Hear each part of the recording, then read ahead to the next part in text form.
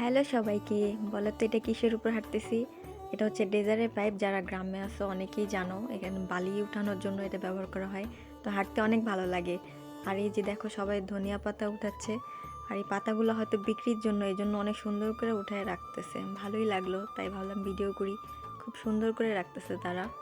তো হাঁটতে হাঁটতে এটা ছোটোবেলায় কারা কারা ফু দিয়ে উড়াইছো? ছোটোবেলায় কি, আমি তো বড়োবেলায় ফু দিলাম। আর আমার মা এখানে মাছ কেটে রাখতেছে। আর রোজার প্রিপারেশন, যেহেতু রোজার মাস শুরু হয়ে গেল, সবাইকে রামাদান মোবারক।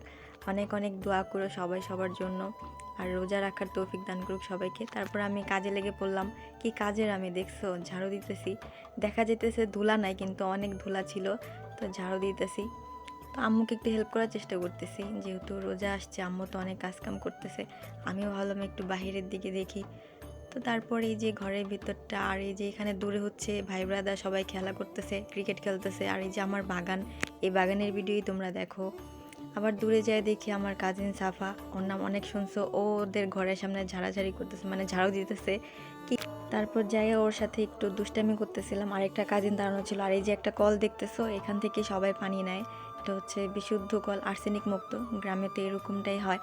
আর এই তো একটু হাঁটাহাঁটি, এটা হচ্ছে আমাদের ঘরের সামনে বাসার রাস্তা, সবাই এই রাস্তা দিয়ে যায়।